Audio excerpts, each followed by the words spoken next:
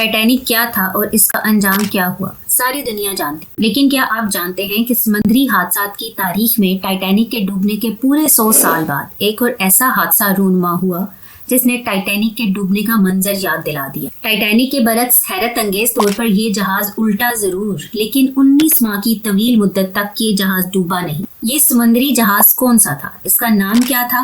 اس کا تعلق کس ملک سے تھا؟ یہ حادثہ کیسے پیش آیا اور اس حادثے کے نتیجے میں کتنا جانی اور مالی نقصان ہوا؟ کیسے ایک پائلٹ اپنی ہی غلطی سے ڈوبنے والے جہاز کے مسافروں کو بے یار و مددگار چھوڑ کے فرار ہو گئے؟ یہ سب جاننا چاہتے ہیں تو رہیے حیرت کدا کے ساتھ اس ویڈیو میں آخر تک۔ 100 rescue divers are risking their lives to scour that crippled Carnival cruise ship. The deplorable actions of Francesco Schettino, later known as Captain Coward, would cost the lives of 32 passengers and crew members.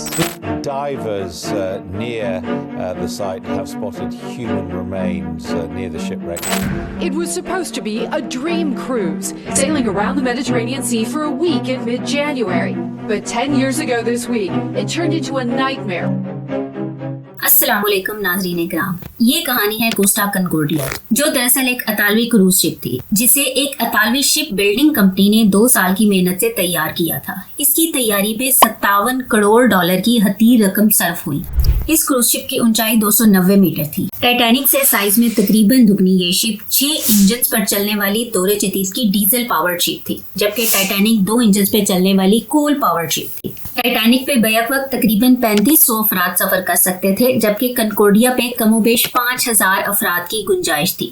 کنکورڈیا دور جدید کی تمام سہولیات سے آراستہ ایک ناقابل یقین حد تک لگژریس کروز شپ تھی، جو کہ کئی سینما ہالز، بہت سارے سوئمنگ پولز، جدید ترین تھیٹرز، بہترین ہوٹلز اور ریسٹورنٹس، سینکڑوں رہائشی کمروں اور بہت سارے بار روم سے آراستہ ایک لیوش ریزورٹ تھی۔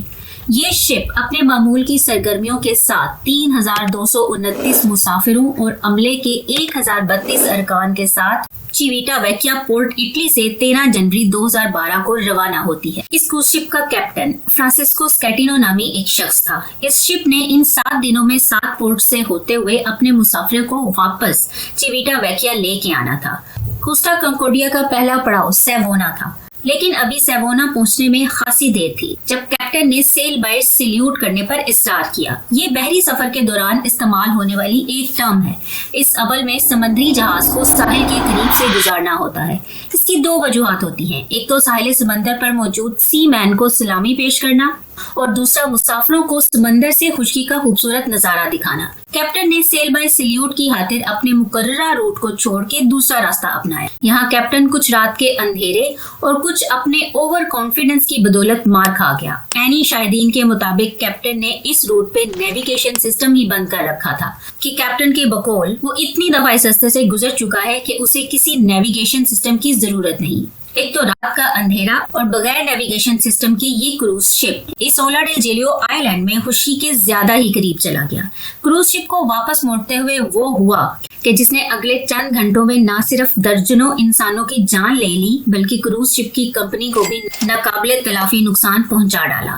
ہوا یوں کہ کروز شپ کو جب کیپٹن نے واپس موڑا تو اگلا حصہ تو باحفاظت واپس مڑ گیا، لیکن پچھلا حصہ ایک چھوٹی سی چٹان کے ساتھ رگڑ کھاتا ہوا گزرتا گیا۔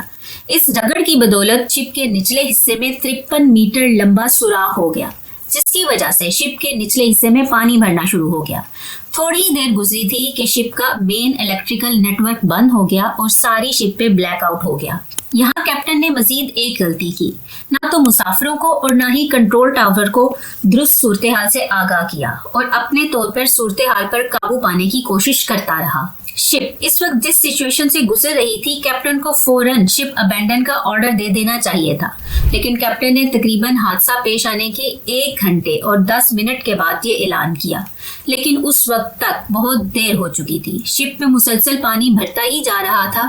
تقریباً اتنی ہی تاخیر سے ڈسٹریس سگنل دیے گئے۔ जिनके मिलते ही 25 पेट्रोल बोट्स, 14 मर्चेंट वेसल्स और कई हेलीकॉप्टर्स रेस्क्यू मिशन के लिए रवाना कर दिए गए। यहाँ कैप्टन ने एक और हैरत अंगेज हरकत की।